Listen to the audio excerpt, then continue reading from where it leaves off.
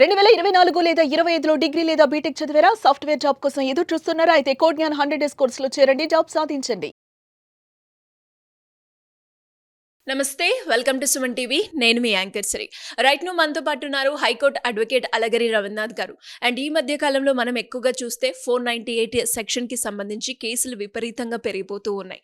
And మరి అలా ఎవరైనా కూడా ఇంట్లో అలాంటి సిచ్యువేషన్ మేము చూస్తూ ఉన్నాం. ఫర్దర్గా నా పరిస్థితి కూడా నెక్స్ట్ అదేలా ఉంది అన్నప్పుడు మనం లీగల్ పరంగా ఎలాంటి జాగ్రత్తలు తీసుకోవాలి? సో దీని గురించి మనకి కంప్లీట్ ఇన్ఫర్మేషన్ ఇవ్వడానికి అలగరి రవీంద్రనాథ్ గారు ఉన్నారు. అడిగి తెలుసుకునే ప్రయత్నం చేద్దాం. నమస్కారం సార్. నమస్తే అండి శ్రీ గారు. సార్, చిన్న చిన్న విషయాలకే డివోర్స్ వరకు వెళ్ళిపోతూ ఉన్నారు. మరి అలా ఎవరైనా కూడా ఇంట్లో వాతావరణం చూస్తే మా ఇద్దరికి తరచుగా గొడవలు అవ్వడం కావచ్చు, లేదు నేను మా ఇంటికి వెళ్ళిపోతాను అని నా భార్య నాతో అనడం కావచ్చు, ఇలాంటివి నేను విన్నప్పుడు సార్, నేను ఫర్దర్గా 498 సెక్షన్కి సంబంధించి కేసులో పడిపోతానేమో అన్న ఆలోచన వస్తుంది. సో ముందు జాగ్రత్తగానే నేను లీగల్ పరంగా ఏమన్నా చర్యలు తీసుకోవచ్చు అంటారా? ఒకవేళ అలా తీసుకోవాలి అంటే ఏ విధంగా ఉంటుంది? Prevention is better than cure. అది మీ ప్రశ్నలో ఉన్నటువంటి మీనింగ్ అని నాకు అర్థమవుతుంది. Prevention is better than cure. ఇటీవల కాలంలో చూస్తున్నాం, చాలా పెళ్ళిళ్ళు చేసుకుంటున్నారు. రకరకాల ఆర్భాటాలతో పెళ్ళిళ్ళు చేసుకున్న తర్వాత కొద్ది రోజులైన తర్వాత భార్య ఏదో ఒక చిన్న విషయం మీద రకరకాల కారణాలు, నేను ఆ యొక్క వ్యక్తిగత కారణాలు నేను ఇక్కడ డిస్కస్ చేసే పనిలో నేను లేను, కానీ వెళ్ళిన తర్వాత ఎక్కడో భర్తకి లోపల మాత్రం భయం కొట్టుకుంటూ ఉంటుంది.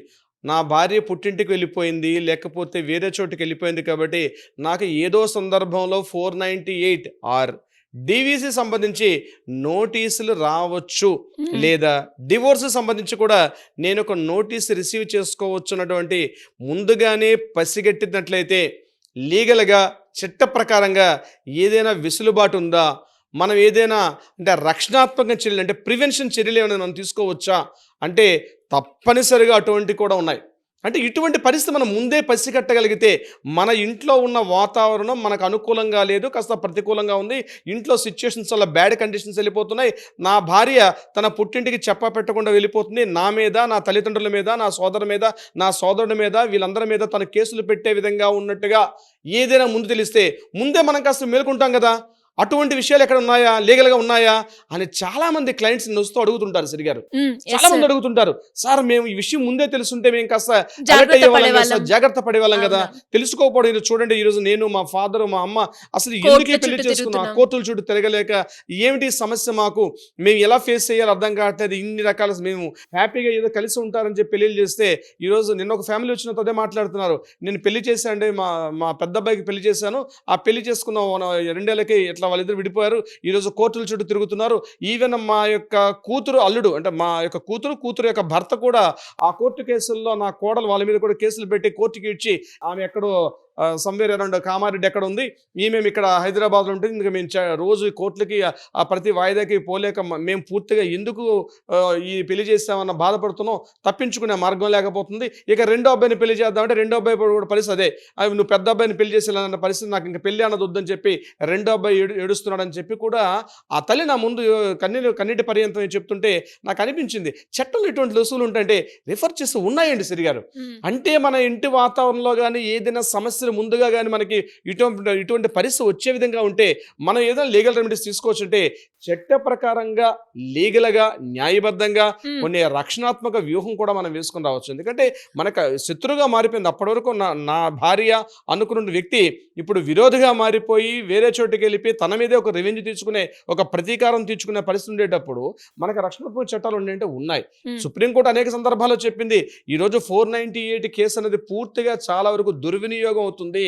చాలా సందర్భాల్లో కావాలనే భర్త కుటుంబానికి, కుటుంబ సభ్యుల్ని పూర్తిగా పరువు ప్రతిష్టలకి మానసికంగా, శారీరకంగా వేధించే ప్రక్రియ పెట్టుకున్నారని చెప్పి అనేక సందర్భాల్లో కూడా సుప్రీంకోర్టు 2017 ఇచ్చినటువంటి రాజేష్ కుమార్ వర్సెస్ యూపీ కేసులో కూడా చెప్పడం కూడా జరిగింది. సో దీనికి నేను ఒక 4 పాయింట్స్ చెప్తాను శ్రీగారు. ఈ 4 పాయింట్స్ కానీ కరెక్ట్గా కానీ ఫాలో అవ్వగలిగితే తప్పనిసరిగా బిఫోర్ అలర్ట్ ఉండే అవకాశం ఉంటుంది. ఒకటి, భార్య వెళ్ళిపోయింది, 498 ఏ కేసు పెట్టే విధంగా ఆలోచన ఉంటే ముందుగా గుర్తుపెట్టుకోండి, మీ దగ్గర ఉన్న బ్రహ్మాస్త్రం అంటే యాంటిసిపేటరీ బెయిల్.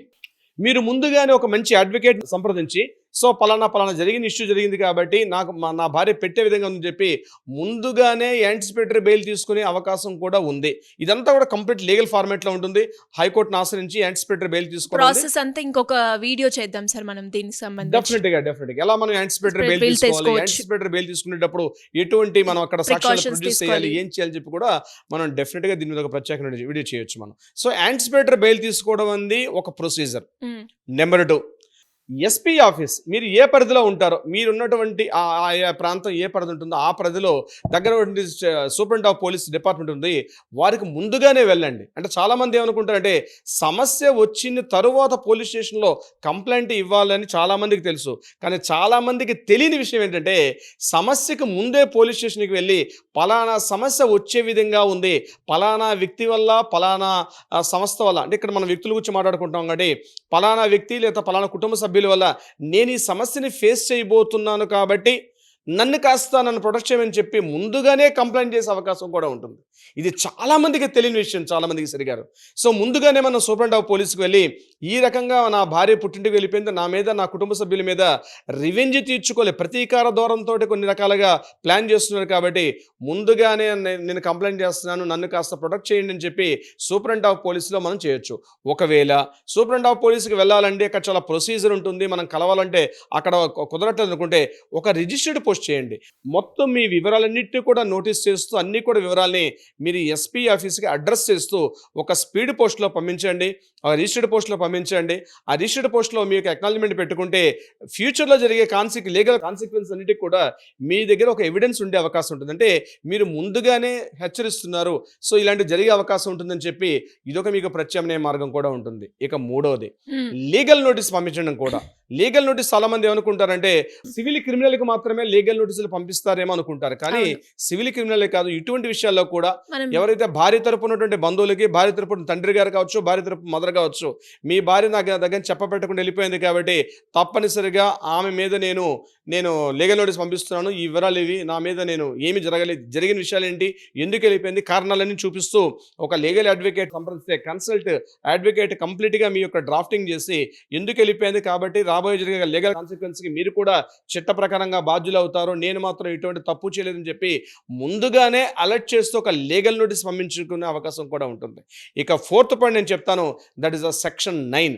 దాన్నే కాంజుగల్ రైట్స్ అంటారు. అంటే సెక్షన్ 9 ప్రకారం ఆమెకు మనం ఆర్సీఆర్ నోటీస్ పంపిస్తాం. అంటే నువ్వు వెళ్ళిపోయి ఇక్కడ నుంచి, నేనైతే ఇంటి నుంచి పంపించే ఆ ఉద్దేశం నాకు లేదు, కానీ నువ్వు మాత్రం నీ యొక్క ఆలోచన ప్రకారం మీరు వెళ్ళిపోయారు కాబట్టి వాళ్ళ కుటుంబ సభ్యులకి హెచ్చరిస్తూ మీరు మరలా యథాస్థితి మళ్ళీ కుటుంబానికి వస్తే మనం హ్యాపీగా కలిసి జీవిద్దామని చెప్తూ ముందుగానే ఒక ఆర్సీఆర్ నోటీస్ను కూడా పంపించే అవకాశం కూడా ఉంటుంది. ఇది 498కి సంబంధించి మనం సమస్యని ముందుగానే మనం అలర్ట్ చేసుకుంటూ ఊహించాలి. ఇక డీవీసీ సంబంధించి కూడా ఒక ఇంపార్టెంట్ పాయింట్ ఉంది. అది చాలా మందికి తెలియని విషయం ఏంటంటే డీవీసీ యాక్ట్ సెక్షన్ 23/2లో ఒక సెక్షన్ ఉంది. దాని ప్రకారం ఏంటంటే గృహహింస అంటే ఇంట్లో నన్ను రకరకాలుగా వేధించాలనే ఆ అమ్మాయి బహుశా తరువాత ఒక కేసు పెడుతుంది అని ముందుగానే ఊహిస్తే బిఫోర్ దట్ మనమే ఆ అమ్మాయి మీద మనం కేసు పెట్టచ్చు.